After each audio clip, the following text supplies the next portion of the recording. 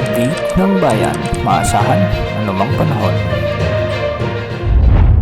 Magandang araw po sa ating lahat. Narito na ang pinakauling update sa magiging lagay ng ating panahon sa araw na ito at sa mga susunod na araw. Sa kasalukuyan ay may minomonitor tayong LPA sa labas ng ating area of responsibility.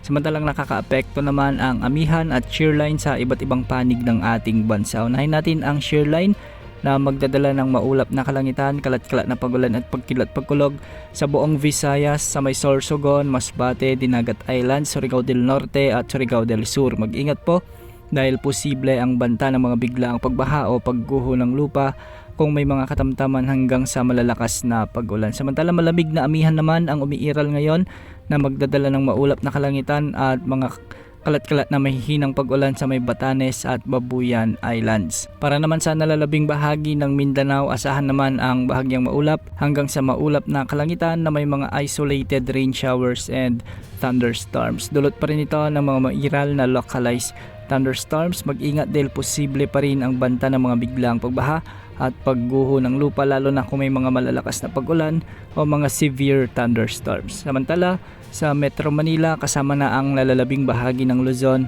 asahan pa rin ang bahagyang maulap hanggang sa maulap na kalangitan na may mga tsansa ng mga mahihinang pag-ulan, dulot pa rin ng amihan o northeast monsoon.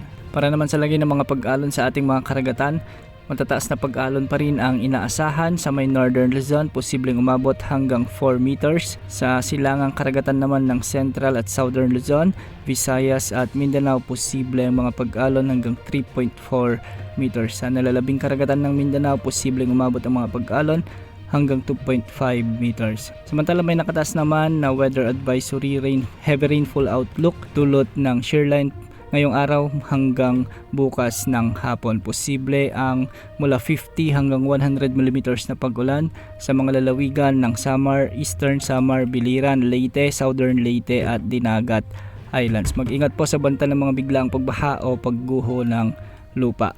Patuloy naman nating minomonitor ang nabuong LPA sa silangan ng bansa. Huli itong namataan sa layong 1,585 km silangan ng northeastern Mindanao. Sa ngayon, mababa pa rin ang tsansa nitong lumakas bilang bagyo sa susunod na 24 oras. Bukas o sa araw ng Miyerkules ay inaasahang papasok ito sa ating area of responsibility at magdadala ng mga pag-ulan sa mga kasunod pang araw, lalong-lalo na sa silangan ng Mindanao at Visayas. Kung sakaling lumakas ito bilang bagyo, tatawagin ito sa local name na Bagyong Basyang. Antabayan na ng mga susunod na updates ukol sa potensyal na sama ng panahon na ito. Yan muna ang latest sa lagay ng panahon. Ito pang weather update ng bayan, maasahan anumang panahon.